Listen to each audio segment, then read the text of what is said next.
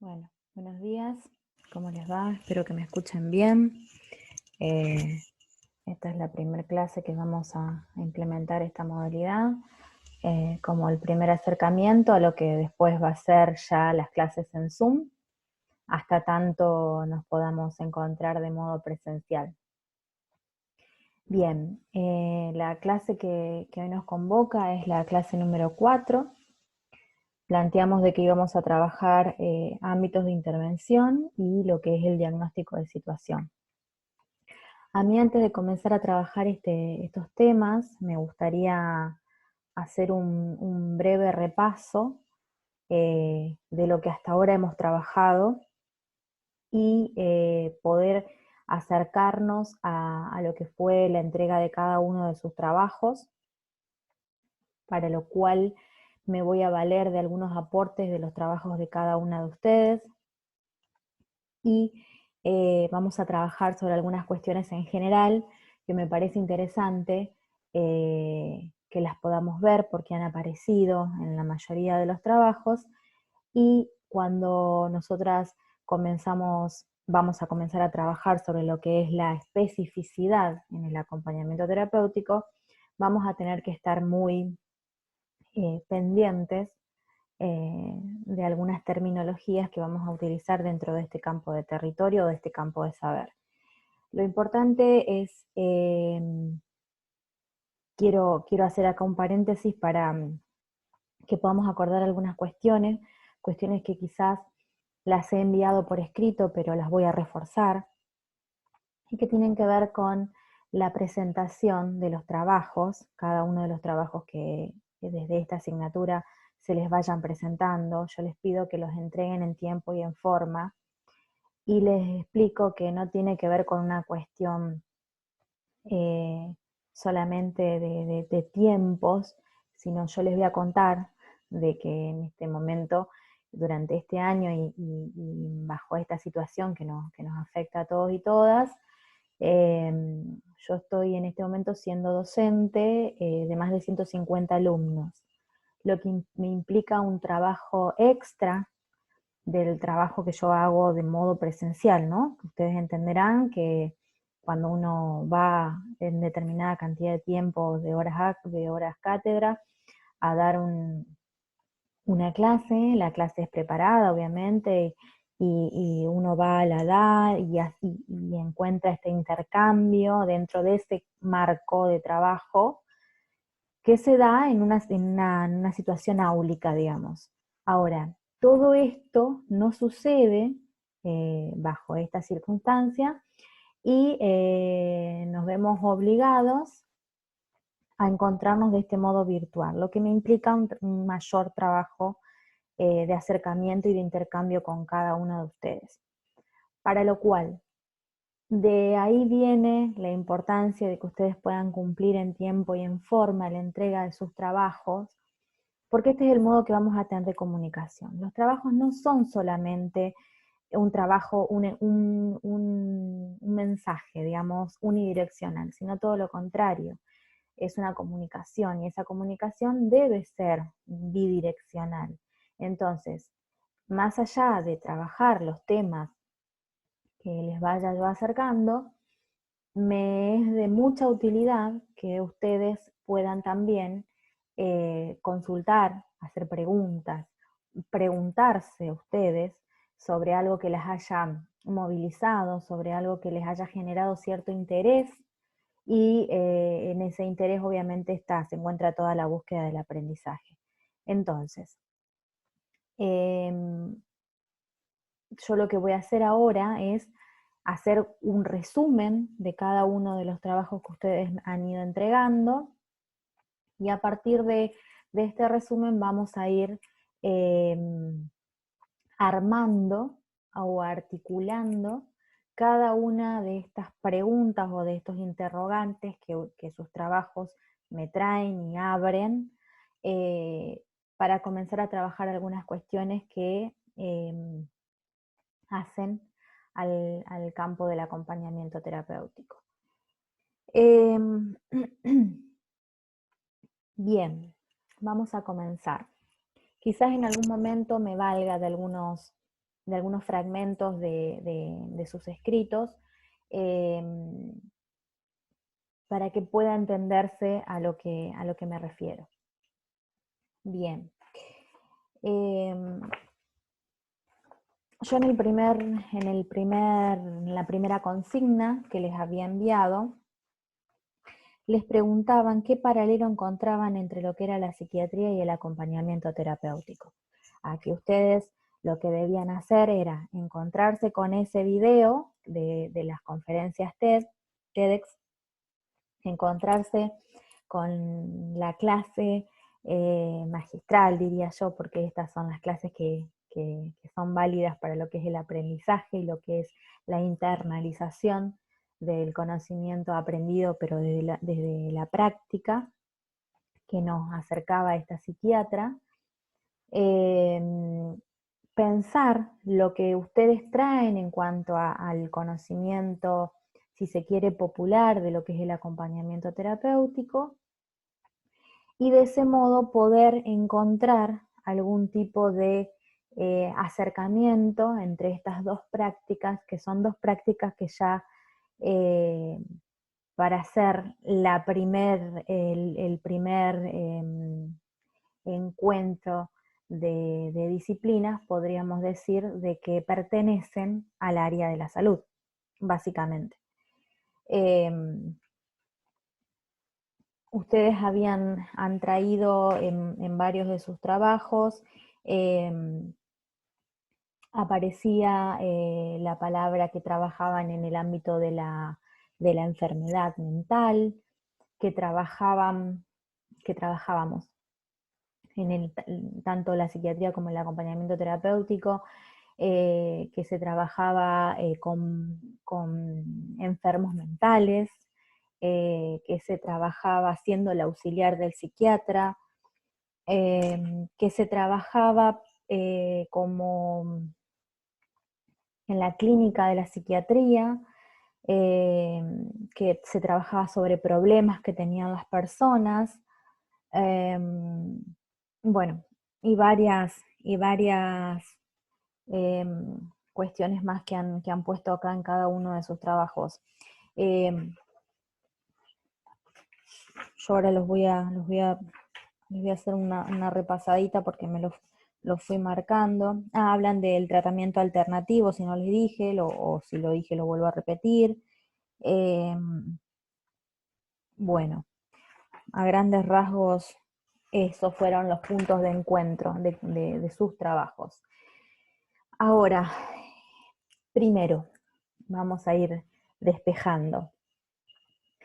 En los primeros videos que yo les he mandado, que eran PowerPoint, con mi voz, yo les explicaba que en este recorrido que hacíamos histórico, de los comienzos del acompañamiento terapéutico, había pilares, es decir, había conocimientos, saberes que iban a construir esto que hoy conocemos como acompañamiento terapéutico. Cada una de estas miradas, de estos aportes, de estas construcciones de saber que constituyeron al acompañamiento terapéutico, se han construido justamente producto de la experiencia. Es decir, cada uno de estos aportes han tenido un recorrido dentro de un momento histórico, dentro de una sociedad con determinadas características y de determinadas variables que van a hacer a ese momento histórico, a esa creación, cual intervención en la sociedad, en la cultura, en la cuestión política, en la cuestión social, en la cuestión humanitaria, y que, por ejemplo, para traer algo puntual, para hacer un poco de memoria de aquellas primeras placas, de esas primeras clases que les he enviado, si ustedes recuerdan que hablábamos, por ejemplo, de lo que eran las comunidades terapéuticas, o, por ejemplo, lo que era todo el movimiento de la antipsiquiatría. estos referentes, estas personas que han acompañado todos estos procesos, nos han marcado, nos han guiado en algunos puntos que tienen que ver con historias, ¿no? Con las historias que van aconteciendo en los espacios estos sociales. Y estos espacios sociales, atravesados por muchas circunstancias, por ejemplo, por una situación de posguerra, con todo lo que sucede en ese marco, hemos visto cómo han resurgido posibilidades de acercamiento de los seres humanos hacia algo más sano, eh, que solamente la incorporación o la mirada de la medicina sobre las personas. ¿Cuáles son esos movimientos, estos nuevos modelos, estos cambios de paradigma? Justamente eso. Estos nuevos cambios van a conducir a una cosmovisión, es decir, a una mirada general sobre el ser humano, a una mirada integral, sin desconocer ninguno de todas las aristas que constituyen a una persona. Y de este modo van a ir configurando modos de decir y modos de nombrar que van a ser a las narrativas de la época, básicamente. Nosotros hacíamos este recorrido y este recorte también histórico, y hablábamos de que en un momento se hablaba de enfermedad mental, porque era la circunstancia y era ese momento histórico. Hoy hablar de enfermedad mental es desconocer todo ese recorrido que se hizo. Es como decirles a ustedes, vuelvo a nombrarlas, me vuelvo a nombrar a mí como la niña Mariel de hace 35 años atrás. Esa persona no es lo mismo, quizás la circunstancia de vida hayan sido la misma con las que nos encontramos hoy, producto de esa historia, pero esta persona creció, cambió, modificó, para lo cual utilizo este ejemplo burdo para que se pueda entender de que en determinados momentos hablar de determinados temas y de determinados modos de nombrar algo o alguien estaban entendidos como que así debían ser, y para eso se fueron construyendo. Ahora, año 2020, nombrar a una persona con alguna condición o con alguna situación de padecimiento como enfermo mental, no. Entonces, vamos a partir de deconstruir para poder construir hacia adelante. Es decir, no vamos a hablar más de enfermo mental, vamos a hablar, ¿por qué? Porque hay todo un movimiento que va acompañando a la salud mental. Entonces, de lo que vamos a hablar, adhiriendo al espíritu de lo que es la Ley de Salud Mental y Adicciones en Argentina, que es la Ley 26.657, vamos a hablar de salud mental, es decir, de todas estas variables que van a ir acompañando a las personas y que las van a ir constituyendo. Variables que son variables sociales, culturales, políticas, económicas, psicológicas, físicas, etc. Todo esto nos constituye como personas. Nosotros no somos solamente un cuerpo, como en alguno de los trabajos, por ahí lo he leído, que no tienen por qué saberlo, en esto quédense tranquilos porque este es el lugar donde vamos a poder comenzar a construir, porque muchas veces estas estructuras, estas representaciones sociales, van quedando justamente en los grupos humanos y se continúan, se replican sin darse el lugar a pensar. Y muchas veces esto está acompañado por los comunicadores sociales, digo, los medios de la gráfica o de la televisión, medios audiovisuales, que reproducen estos conceptos que ya son conceptos que no deberían circular más en ninguna narrativa, pero más que nada no deberían circular en nuestras historias de lo que es la historia actual, de lo que es la salud mental, esta historia dinámica que se va constituyendo. Entonces, a partir de hoy, vamos a comenzar a hablar de salud mental, vamos a comenzar a hablar de personas que padecen, no de enfermos mentales. Esa palabra, esa estructura, ese binomio no lo vamos a nombrar más. Vamos a hablar de que lo que los acompañantes terapéuticos hacemos es, trabajamos dentro de lo que es el marco de un proyecto terapéutico, de un plan terapéutico, de un abordaje terapéutico. No vamos a hablar más de tratamiento, porque de lo que nosotros, y ahí traigo la conferencia de esta psiquiatra, que nos decía reemplazar el tratamiento por el trato hacia la persona. Y yo agregaría por el buen trato a la persona, y por un trato cotidiano, y por un trato que se desarrolle dentro de el marco de sus afectos, que se desarrolle dentro del marco de su circunstancia de vida, es decir, la persona continúa dentro del desarrollo cotidiano de cada una de sus actividades con una persona, que en este caso es su acompañante terapéutico o terapéutica, que va a ir sosteniendo cada una de las situaciones que se vayan a trabajar.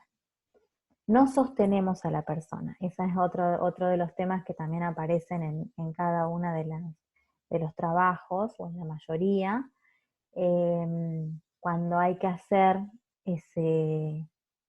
esa propuesta que yo les traía de poder comparar o de poder pensar. Ahora no recuerdo bien cómo es la pregunta que les hago,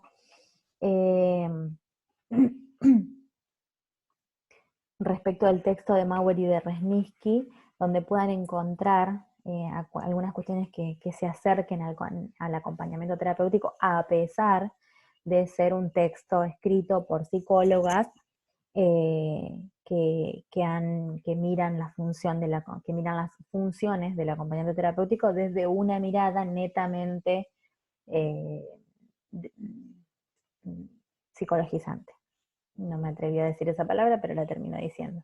Es una mirada recortada de lo que es la persona. Por otro lado, digo, es interesante esto que podamos hacer esto, porque es un modo no de corrección, porque está muy lejos de mí corregirles algo, sino solamente de poder guiarlas hacia la producción de pensamiento y de esas ideas que ya se encuentran y que tienen que ver con los modos en los que uno ve cómo trabaja un acompañante, que muchas veces no son modos correctos. Entonces, hay que buscar dentro de lo que nosotros denominamos esa praxis, hay que buscar dentro de la praxis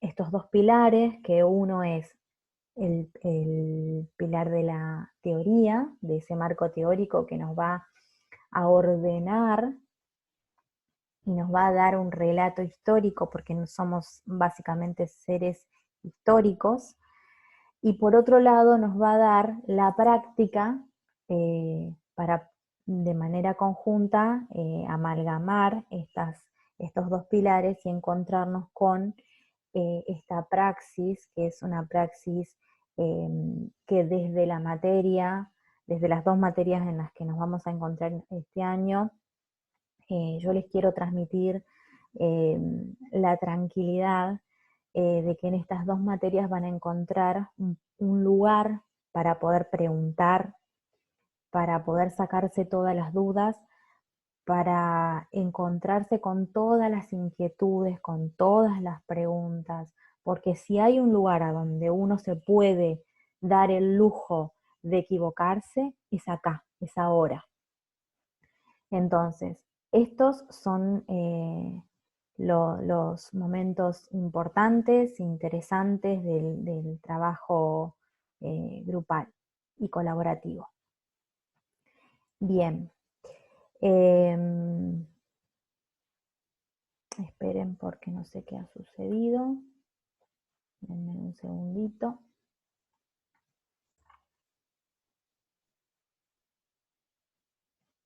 Bueno, retomando. Me superan las cuestiones de la internet.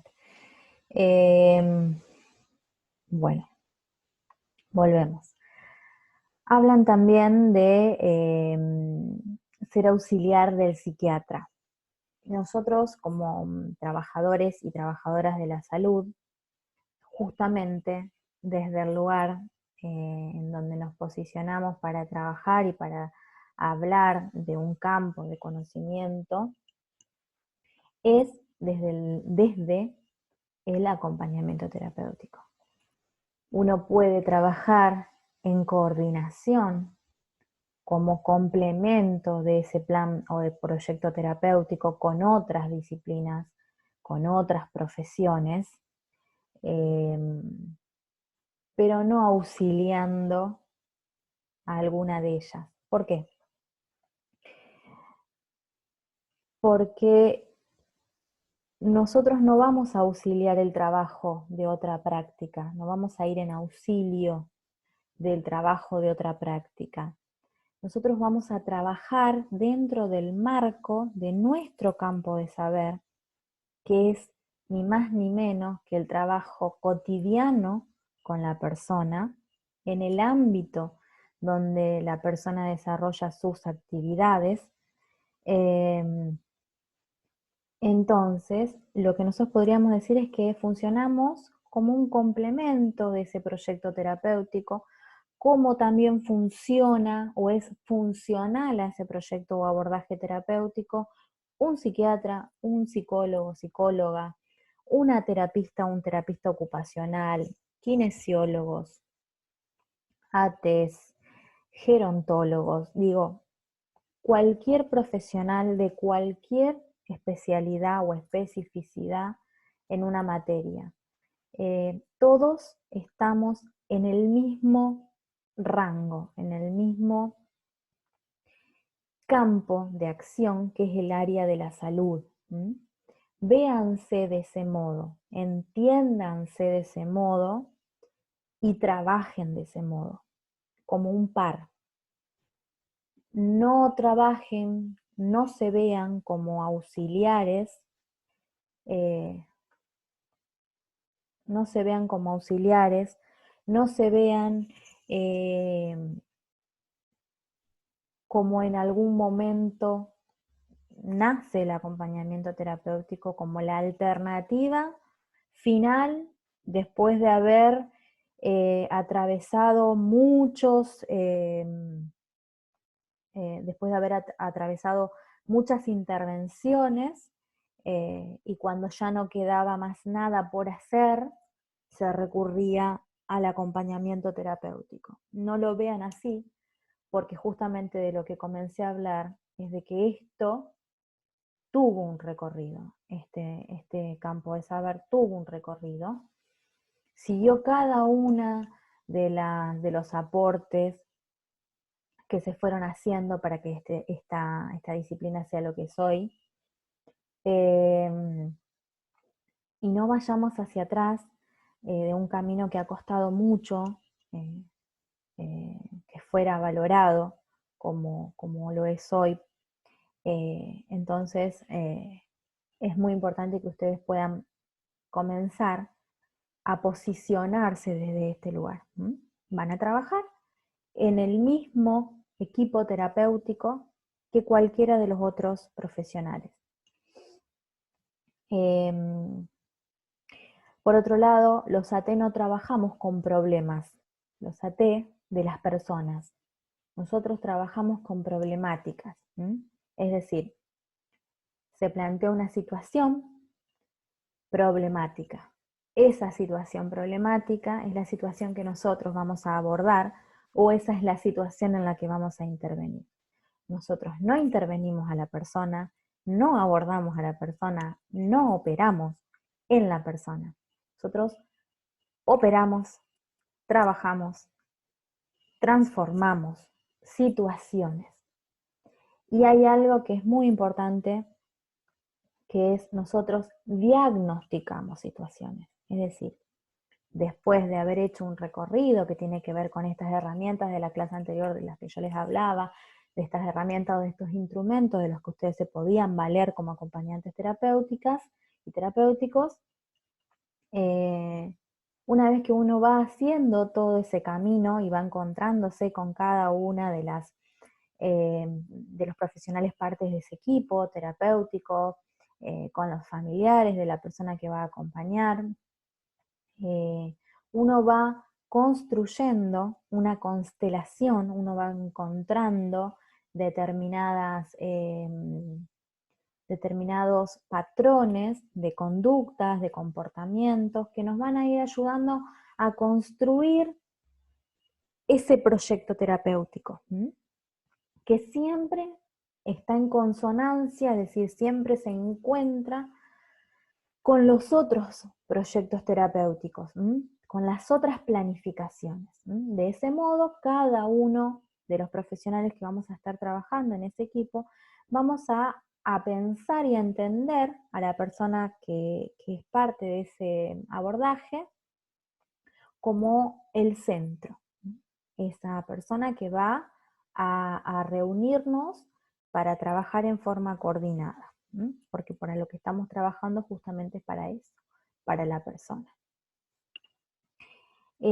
Por otro lado, también nombrarles que desde esta práctica y desde muchas otras prácticas también que van adhiriendo a estos nuevos modelos, vamos a hablar de un ser social, de un ser diverso. Es decir, ninguna de nosotras somos iguales. Cada una tiene sus construcciones, sus historias. Cada persona se va a constituir de acuerdo a determinadas situaciones vividas, transitadas, donde ha habido una adaptación activa o una adaptación pasiva. Después vamos a ir viendo también cada uno de estos temas. Pero lo importante es esto, de que no es un ser físico por un lado, un ser psicológico por otro, un ser emocional por otro. No, hay una integración. Por eso es que hablamos cuando definimos acompañamiento terapéutico, lo definimos al acompañamiento terapéutico como una profesión que se va a enmarcar o se va a encuadrar dentro de lo que es un sistema integral de abordaje, de salud. Y ahí, en ese territorio es en donde nosotros vamos a trabajar. Ahí es donde vamos a desarrollar nuestras intervenciones. Ahí es donde nosotros vamos a operar para transformar algo, para transformar la situación. Y en esa situación vale decir que no solamente se transforma la situación, hay dos seres que se transforman en esa situación de modo directo: la persona que acompañamos y el acompañante terapéutico. Eso son dos cuestiones muy importantes. Obviamente, de modo indirecto, esto, como si fuese una expansión, va a ser recibido y a llegar al entorno más cercano de la persona que acompañamos, por supuesto. Eso es indudable. Y ahí aparecen muchas dudas que son, bueno, es uno de los temas que vamos a ver en la clase siguiente, que es estos modos de trabajo individual o grupal. Yo siempre digo de que uno nunca trabaja con una persona. O sea que, bueno, más o menos van a ir viendo para dónde vamos a ir la próxima clase. Nosotros trabajamos con un grupo. La persona no es un ser que está solo, no es un ser que vive solo en el universo, sino que está rodeado de personas, de acciones, de historias. Bien, entonces, no hablamos más de enfermo mental, no hablamos más de auxiliares, no hablamos más de seres individuales, no hablamos más de problemas, eh, o por lo menos hacemos el intento de comenzar a trabajar sobre esos modos de ver y de decir, de nombrar, para que no solamente nuestras narrativas, nuestros discursos cambien, sino para hacer ese ejercicio de que al cambio de discurso, de ese decir, eso sea internalizado, eso sea incorporado como algo propio, como algo parte de cada una de nosotras, de nosotros. No hablamos más de tratamiento, hablamos de un proyecto de terapéutico, hablamos de un abordaje terapéutico, hablamos de un plan de trabajo, no hablamos más de un tratamiento porque no tratamos a nadie. ¿Por qué no tratamos a nadie? Porque lo que nosotros hacemos es trabajamos con la herramienta del buen trato. Y ese buen trato no es hacia una persona, es en interacción, es dinámico. Bien, eso por un lado, voy leyendo algunos de los puntos que me fui haciendo en común. Por otro lado aparece esto de la cura. Trabajamos tanto el psiquiatra como el ateo, como cada uno de los que trabajan en el campo de la salud, trabajamos para curar. No. ¿Por qué? Porque nosotros lo que hacemos es, le brindamos herramientas a la persona para que la persona pueda elegir. ¿Sí? Si uno tuviera que decir a grosso modo, sin entrar en cuestiones de la letra de la ley, por la que hemos trabajado tanto, sin entrar en cuestiones históricas de otras disciplinas, si uno tuviera que hoy decir qué es lo que hace una T, yo les diría lo que hago yo como acompañante terapéutica en estos 16 años de práctica. Uno lo que realiza es una donación. Lo que hace es dona una parte de sí para que la otra persona pueda encontrarse con esa referencia y pueda ver que hay otro modo de responder ante esa situación problemática, que hay otro modo de accionar ante esa situación problemática, de que hay otro modo de vida posible que implica trabajo. En eso tenemos que ser muy cautelosos y cautelosas los acompañantes y acompañantes terapéuticos y terapéuticas.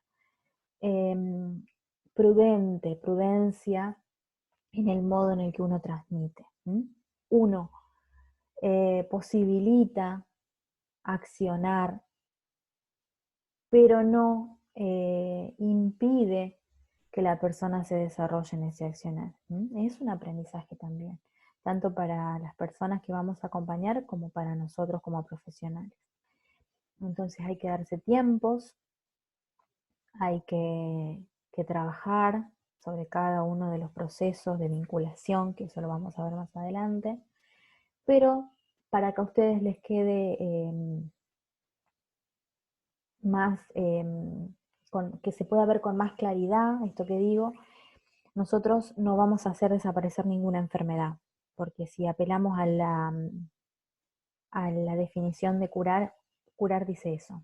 Curar habla de hacer desaparecer una enfermedad. Y nosotros eso no lo vamos a hacer, porque básicamente ni los médicos lo hacen. Uno lo que hace es, como profesional de la salud, es brinda herramientas para que esa persona pueda valerse de esas herramientas para encontrar un camino hacia lo que yo diría desde la parte más humana, un camino de sanación, un camino de sanar, eso sí, pero curar no. ese es un modelo de la medicina que uno reproduce y que no deberíamos acostumbrarnos a que hay otros modos de nombrar. Em, Luego lo que veo es, ya avanzando en otras preguntas, fui haciendo como un mix, fui llevando y acercándoles algunas cuestiones que ustedes han trabajado y bueno, que yo les voy aportando, no solamente de la pregunta número uno, sino ya haciendo un mix de cada una de las preguntas que fui leyendo. Otra de las cuestiones que me gustó mucho es en uno de los trabajos de ustedes, que hablan de que la persona, se los leo, evalúan, observan las distintas formas que estas personas están atravesando, ya sea por circunstancias oscuras de su vida y cosas que los alejaron de algún trauma, alguna experiencia oscura, de la cual no se pudieron recuperar. Bien. Me parece muy interesante la mirada esta de hablar de la oscuridad, pero hay que volver a esas primeras clases. Yo les sugiero que hagan un repaso ahora que tienen este material también, y que vean de que en esta historia de la construcción de la salud mental ha habido etapas, ha habido momentos, grandes momentos históricos. Cuando uno habla de oscuridad, muchas veces tiene que tener mucha cautela de no caer en algunas cuestiones que son netamente de un orden que está muy cercano al orden de lo mágico, y no del campo más del conocimiento racional. No digo que sea una cosa o sea la otra, a lo que voy es a esto. Nosotros de lo que debemos hablar, vuelvo a repetirles, es de padecimientos. La persona padece situaciones que muchas veces son situaciones oscuras, son situaciones que son más cercanas a momentos muy difíciles, a momentos, a circunstancias de la vida muy traumáticas, donde hay que hacer muchos duelos, pero la terminología, el modo de nombrar es muy importante, porque hace a ese marco terapéutico de donde nosotros nos vamos a posicionar, a hablar de padecimientos. Las personas padecen. Y no estoy hablando de un área dentro de la salud, hablo en general. Hay determinados padecimientos que son vistos de ese modo. Hay condiciones que generan situaciones de padecimiento en donde la sociedad es la que genera el padecimiento. Entonces, las personas no padecen por sus propias historias, sino muchas veces porque las sociedades generan o posibilitan que la persona continúe padeciendo. De ese modo vamos a ir viendo cómo comenzamos a deconstruir ese pensamiento de que el problema está en el otro. Nosotros somos parte de esa problemática. Y desde nuestro lugar, no solamente como compañeros terapéuticos, sino me voy a la parte más humana, más de la ciudadana, tiene que ver con esto. Todos somos parte de lo que construimos como sociedad. Bien, otro de los puntos que aparece mucho son, bajo esta denominación que yo les doy ahora, aparecen nombrados de otro modo, pero los criterios diagnósticos. Nosotros vamos a trabajar, porque básicamente esto es una asignatura, como les decía anteriormente, yo también estoy en otra asignatura, que es una cuatrimestral, pero ustedes van a ser acompañadas en estos 3 años por otras materias, por otras asignaturas, donde van a ir viendo que se van a ir construyendo de modo articulado un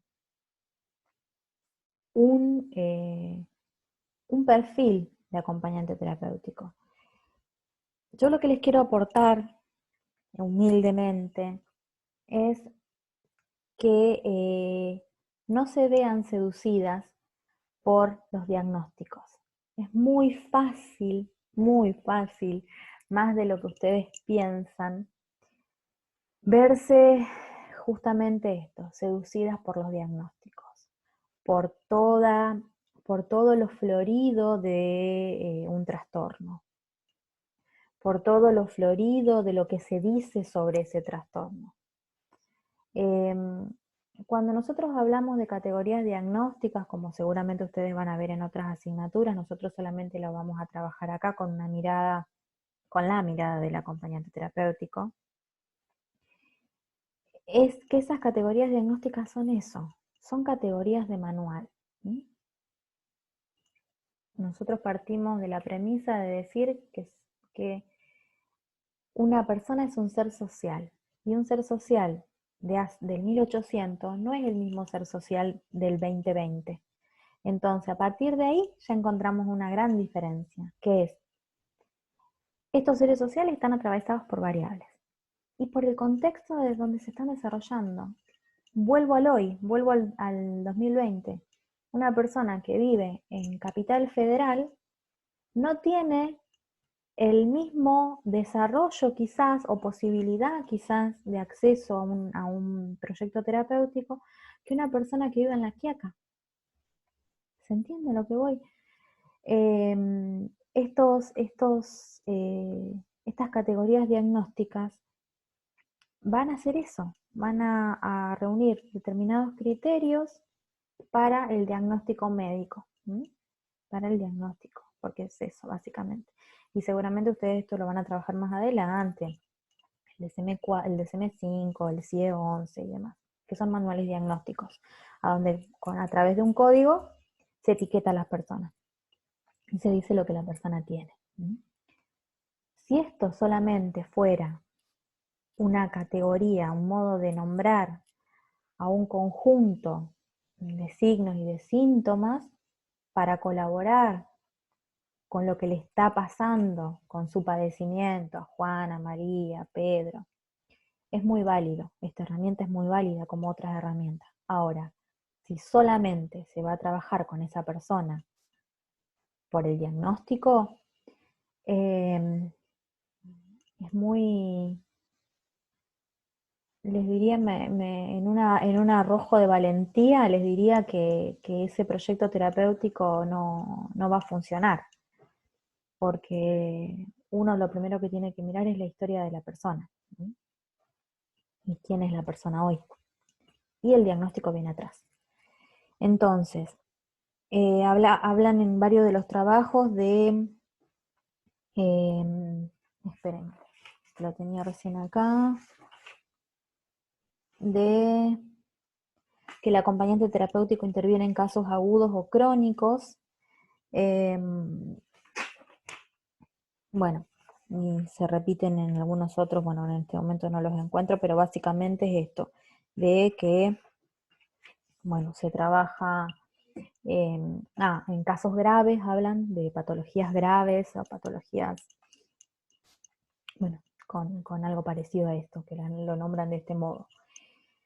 Yo lo que les quiero acercar es algo que nos puede servir para delimitar nuestras intervenciones, para delimitar y para posibilitar al mismo tiempo, es un doble juego.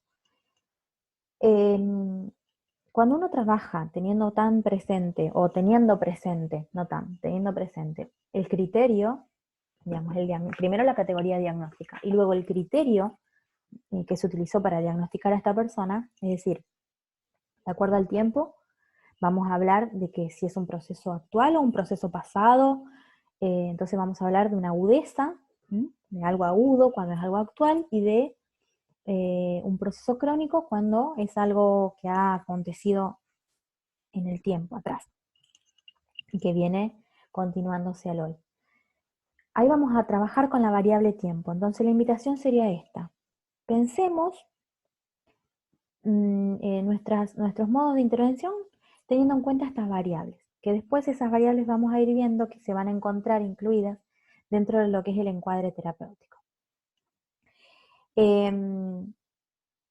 Luego hablan de la intensidad, digamos, yo le pongo el nombre, es la intensidad. Ustedes hablan de que en patologías graves, bueno, Cuando uno habla de eso, de lo que está hablando es de la intensidad de cómo afecta, cómo está afectada, es el padecimiento de esa persona.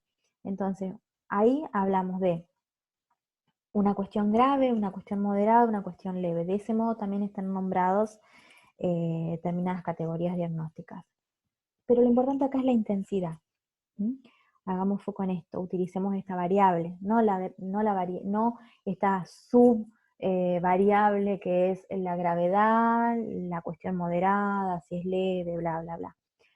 Veamos la intensidad, cuán intenso es el padecimiento de esta persona. Y de ese modo vamos a poder hacer una intervención mucho más limpia. Otra de las cuestiones que también les quiero traer para trabajos futuros es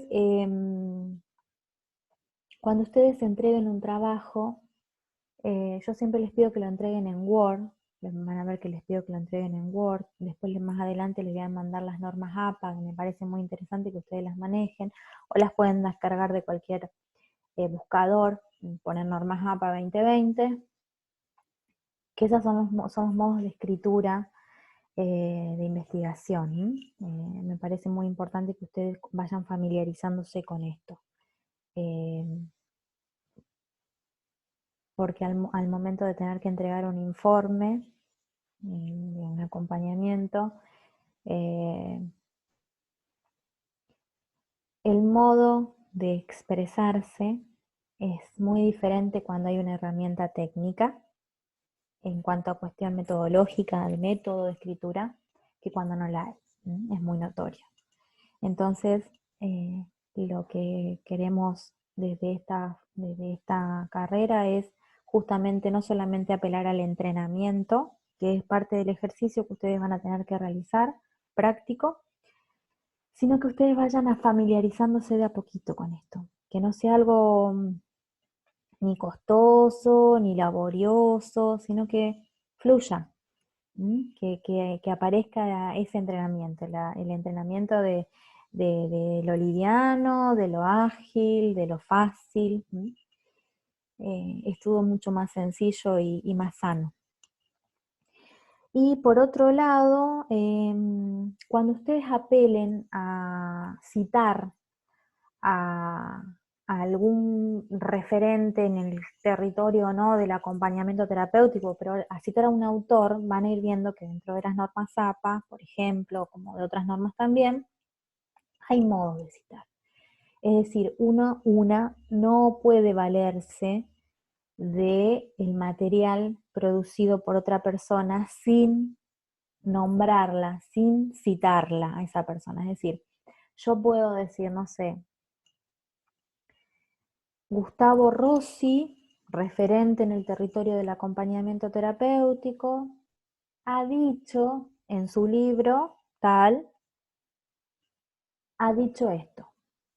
Entonces yo tomo esa cita textual y la reproduzco con lo que esa cita colabora para que yo pueda ir pensando otras cuestiones, de la práctica o propio de un caso, por ejemplo. O parafraseo a ese autor, lo nombro, no haciendo textual la cita.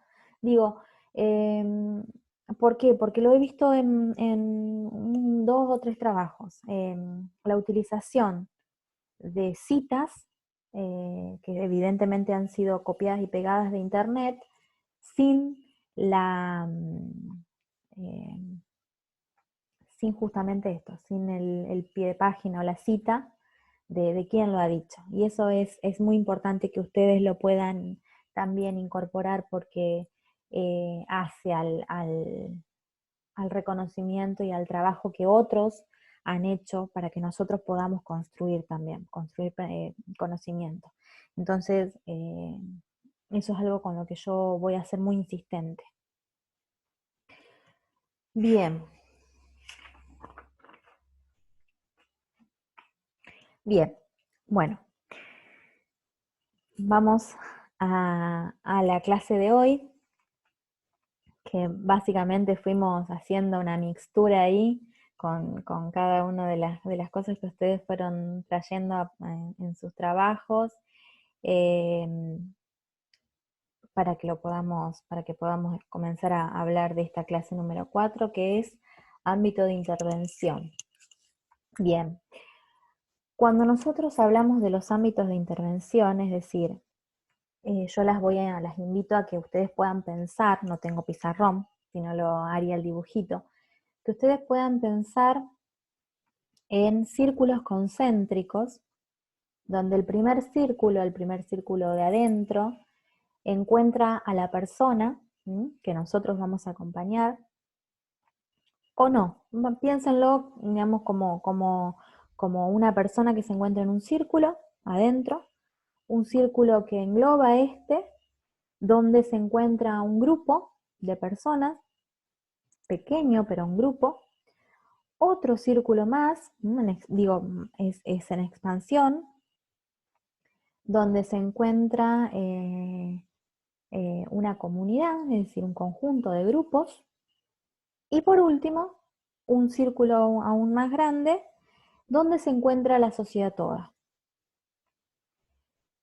En estos círculos concéntricos es donde la T va a ir desarrollando su práctica. Es decir, nosotros vamos a ir haciendo un interjuego entre ese pequeño círculo donde se encuentra la persona y cada uno de los círculos que la van incluyendo. Entonces, ¿qué implica esto? Esto implica que el entorno más cercano, es decir, ese círculo que se encuentra más cercano a la persona, es la familia, es el entorno, son sus afectos, sus allegados. Digo su familia incluyendo a amigos, a los seres más cercanos que se encuentren en ella. Esas personas que vayan a ser nuestros referentes para encontrarnos con esa historia, con ese modo que llevó a ese padecimiento actual, a que la persona padezca en la actualidad. Son personas que nos pueden dar mucha información para poder, digamos, anclar nuestro proyecto terapéutico y decir, bueno, a partir de acá vamos a trabajar. Del mismo modo podemos encontrar muchos aliados al tratamiento. Fíjense cómo me cuesta a mí también, al modo de trabajar con esta persona.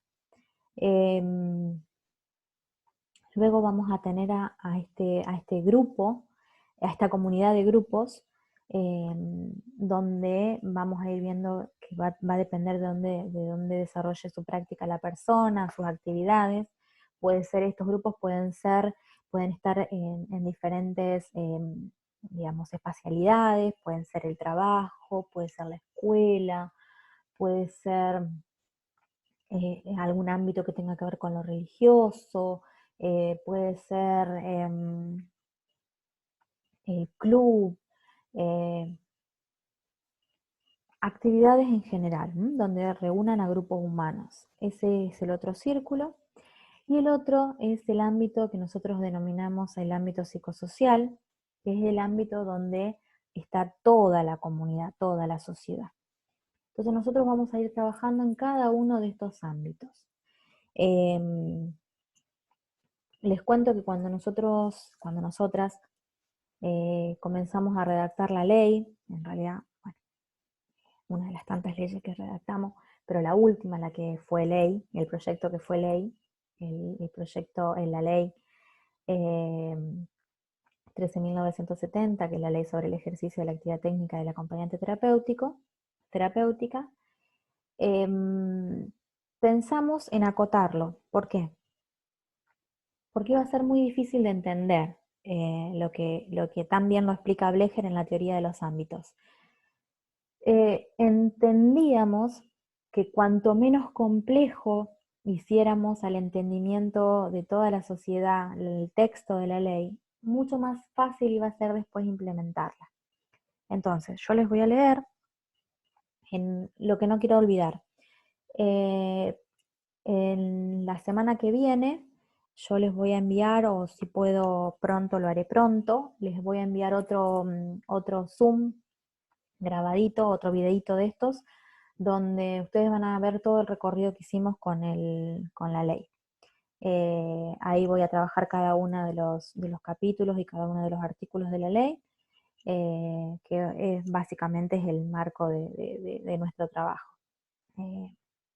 Pero puntualmente hoy, porque es la clase que nos convoca, es hablarles de estas modalidades de asistencia. Nosotros tuvimos para que fuera de entendimiento para todos, hablamos justamente de esto, de modalidades de asistencia, porque si hablábamos de modos de intervención, iba a ser un poco más difícil de entender, de comprender. ¿Por qué? Porque íbamos a tener que explicar lo que en la clase pasada vimos que era de qué hablamos cuando hablamos de intervenir. Entonces, vuelvo sobre lo dicho. Era entendido cuando empezamos a escribir, es inevitable que les hable apasionadamente porque todo el trabajo que nos costó redactar la ley, pero todos los caminos nos llevaban a tener que hablar de intervenir como un modo de irrumpir en una situación para curar. No quisimos entrar en ese territorio, por eso es que hablamos justamente de asistir, cuando sabemos que es uno de los modos de trabajo del acompañante terapéutico, de los modos de asistir a una persona con algún padecimiento, sea cual sea. Bien, se los leo. Es el artículo número 6 de la ley 13.970 y dice así: la acompañante terapéutico o terapéutica se desempeñará bajo 3 modalidades de asistencia. A. Asistencia institucional. Comprende la labor en hospitales, instituciones educativas, sociales y otras de carácter análogo. Institucional. Vamos a traducirlo a la clase que yo, a esta figurita, a esta visualización que les pedía que ustedes hicieran, este trabajo extra, falta de pizarrón, que tiene que ver con pensar en estos círculos concéntricos. Piensen en ese grupo, en ese tercer círculo, donde hablábamos del círculo del ámbito de la comunidad, de ese ámbito donde hay varios grupos. Entonces, piensen esa asistencia que es la institucional, donde aparecían la labor hospital, instituciones educativas, sociales. La asistencia domiciliaria, que comprende las intervenciones, dice el punto B, en el lugar de residencia de la persona. Y la internación domiciliaria, es decir, habla de estas dos variantes que puede tener la asistencia domiciliaria. En el lugar donde reside la persona, con sus convivientes, y obviamente cuando hay una situación de internación domiciliaria que así lo requiera. Donde ahí la diferencia es muchas horas de acompañamiento terapéutico, donde no hablamos de un acompañante, sino que hablamos de varios acompañantes porque la persona tiene que estar asistida 24 horas. Son situaciones,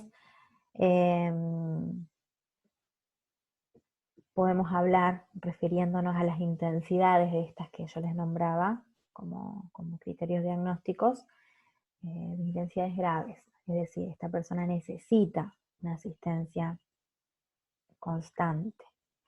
Porque, básicamente hay riesgo de vida para sí y para terceros. Entonces, se intenta no llegar a la internación,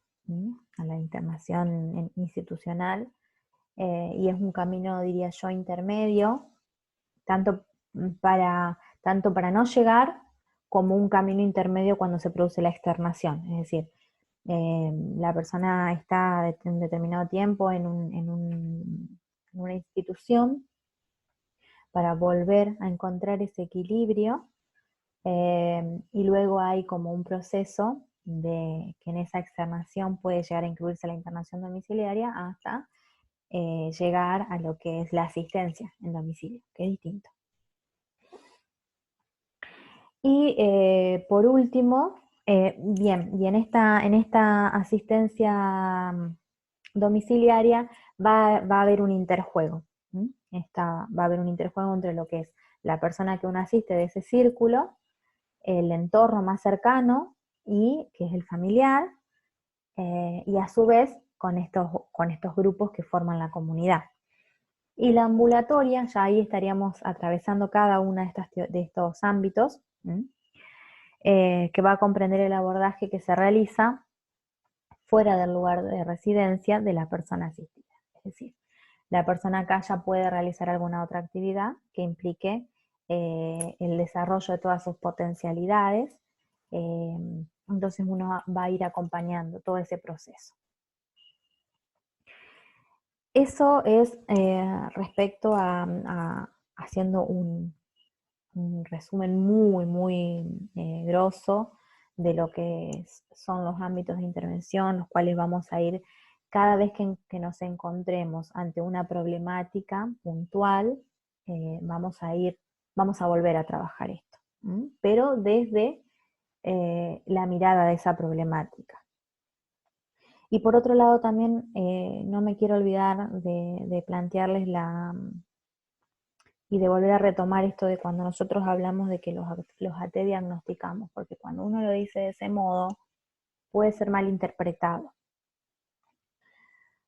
Los AT vamos a trabajar con diagnósticos, esto es una realidad, porque cuando nosotros nos convocan para realizar una prestación de acompañamiento terapéutico, la mayoría de las veces, no digo todas, porque muchas veces sucede que nos convocan las familias, pero la mayoría de las veces nos convocan equipos terapéuticos, equipos donde nosotros ya hemos trabajado, donde conocen de nuestro modo de trabajar y por eso nos convocan.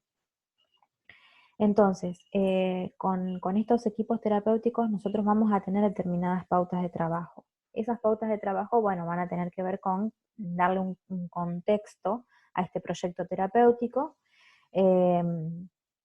donde van a haber algunas constantes. Esas constantes vamos a ir viéndolas dentro de lo que después vamos a hablar de que está dentro del encuadre, pero estas constantes ustedes tienen que saber que nos van a ir marcando la direccionalidad que nosotros le vamos a ir dando a nuestro proyecto. Es decir, nosotros vamos a diagnosticar una situación, digamos, la situación vivida como un padecimiento, la situación problemática. Y vamos a tener mucha información, digamos, desde lo que es la metodología, yo les podría hablar de que vamos a tener que hacer hasta como un trabajo de investigación, cual recolección de datos. Es decir, vamos a ir hablando con cada uno en estas entrevistas, con cada una de las personas que van a ir haciendo a estos círculos de contención de la persona que vamos a acompañar, y vamos a ir encontrando y vamos a ir armando como una especie de rompecabezas con cada una de estas piezas de información que nos vayan dando. Como nosotros vamos a trabajar desde un proyecto donde en el centro se encuentra la persona, siempre vamos a trabajar con la necesidad que nos dice, que nos expresa esa persona. Todo lo que se vaya a montar sobre esa estructura va a tener que ver con todas estas informaciones que nos vayan llegando, que vayamos pidiendo y que vayan haciendo a que uno le pueda dar un marco terapéutico. Pero lo más importante es que vayamos entrenando lo que es nuestra escucha, lo que es nuestra observación. Yo le diría que es como el punto cardinal, donde nosotros debería apuntar nuestra brújula al pensar hacia dónde vamos a ir. Escuchar cuál es la necesidad de la persona, escuchar y observar más que todo, observar. La observación es muy importante. En lo que son las constelaciones de cada una de las familias, cuando nosotros ingresamos a los domicilios, a los lugares donde la persona desarrolla su vida, ustedes van a ir viendo que muchas veces el modo en el que dice sentirse es el modo en el que está habitando espacial y temporalmente. Una persona que muchas veces nos dice no tengo lugar, no encuentro un lugar en la vida, no, y que nosotros después a eso les hacemos una reversión y un retrabajo sobre eso cuando trabajamos con los equipos terapéuticos y nos pueden aportar desde otras disciplinas como por ejemplo la psicología, y hacemos un retrabajo y podemos llevar esa otra herramienta de, bueno, esta persona vive de este modo, por ejemplo. A mí me ha tocado, le voy a hacer referencial en este momento, pero he acompañado a digamos, primero las pongo en contexto. Yo mis primeras prácticas, una vez recibida, las comencé a hacer en comunidades terapéuticas, donde las personas salían de la internación, hacían un centro de día para después ya retornar, digamos, a sus hogares de forma permanente. En el espacio, justamente este espacio intermedio de centro de día, las personas iban durante la mañana, por ejemplo, a un espacio institucional y retornaban a sus domicilios. Y en estos espacios muchas veces me ha pasado encontrarme con algunos adolescentes o jóvenes, muy jóvenes, que bueno, que planteaban esto, ¿no? Más allá de lo que es lo que son los consumos problemáticos, que bueno, que yo por mi carrera, digamos, más allá del acompañamiento terapéutico, pero también por la especialidad que después hice, yo soy técnica en prevención comunitaria, con una especialización en adicciones y en violencias. Puedo quizás tener algunas otras herramientas que me puedan colaborar en ir viendo otras cuestiones que no son para nada ajenas al acompañamiento terapéutico. Pero en estas reuniones de equipo, traigo de nuevo el caso, en estas reuniones de equipo que hacíamos, que teníamos con los profesionales que integraban esta institución, que era un psiquiatra, dos psicólogos, una psicóloga y un psicólogo, y operadores. Y bueno, trabajábamos en este caso puntualmente con este joven, donde siempre eran tanto en la terapia individual como en la terapia grupal, demás, se reiteraba esto de siento un gran vacío, bueno, no encuentro un lugar. Todas estas cuestiones, cuando uno las escucha desde, por ejemplo, en el caso del trabajo que hacíamos en equipo, en un consultorio, como las escuchaba el psiquiatra, como las escuchaba la psicóloga, son trabajadas con otras herramientas, ¿no? Que tienen que ver con estas disciplinas. Pero cuando nos tocó a los ATs entrar en el domicilio de la persona, nos dábamos cuenta de que era en correspondencia esto que se decía sentir con lo que uno observaba. Había un vacío de esa persona dentro de lo que era el grupo familiar, de esta constelación de familia, y dormía en el balcón, no tenía ni siquiera un lugar para él. Entonces, digo, es muy importante la observación y lo que uno aporte, porque hay que hacer un doble trabajo ahí, hay que hacer un trabajo de buscarle un lugar, que la familia le encuentre un lugar y que él encuentre un lugar a su vez en ese lugar que le hace la familia. Pero bueno, es ahondar y es entrar en un tema que es extenso, que nos llevaría mucho tiempo y que lo vamos a trabajar. Pero bueno, por hoy creo que hemos cumplido con algunas de las ideas de la temática que nos convocaba. Y bueno, apenas tenga el videíto sobre la ley, se los voy a enviar también. Y nos volvemos a encontrar el lunes 11. Nos vamos a encontrar a las 5 de la tarde vía Zoom ¿Mm? Nos encontraremos a esa hora para hacer un trabajo, para poder trabajar sobre la temática, y lo que más me interesa es que podamos encontrarnos de este modo virtual y colaborativo, pero que nos podamos ver, ¿sí? De que podamos hablar sobre lo que hasta ahora sucedió, sobre lo que hasta ahora ustedes pudieron ir mirando.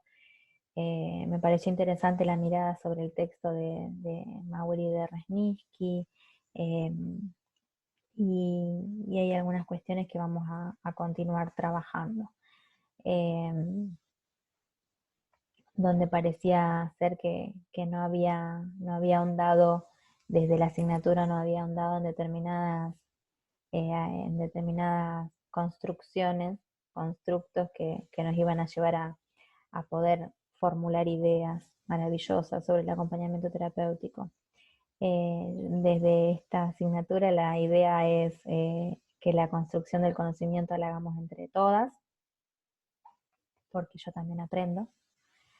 Eh, y lo importante es eso, es que vamos a ir de a poco, tenemos todo un año de trabajo por delante, y vuelvo a repetir, el lugar para sacarse las inquietudes y las dudas sobre lo que vamos a ir trabajando es acá. Este es el momento. Y bueno, nos vamos a volver a encontrar entonces, como les dije, el lunes 11 de mayo. Esa va a ser nuestra clase número 5. Y por otro lado había recibido un correo que, en esto de que vuelvo a pedirles que las preguntas que hagan vía mail las copien a sus compañeras también, para que, yo siempre digo que las preguntas las inquietudes que uno pueda tener, si no tenemos la posibilidad de la presencia y de hacer la pregunta en voz alta, eh, las otras personas no se enteran y quizás tengan las mismas dudas. Entonces vamos a compartir, abrir este espacio hasta que, bueno, me habiliten el aula virtual, que ahí va a ser más fácil la comunicación a través de los foros. Pero bueno, nos vamos a encontrar el lunes a través de Zoom. Bueno, retomo esto, que me habían preguntado sobre la evaluación. Yo consulté a la facultad, y lo que me dicen es de que tiene que haber 2 instancias de evaluaciones en el año,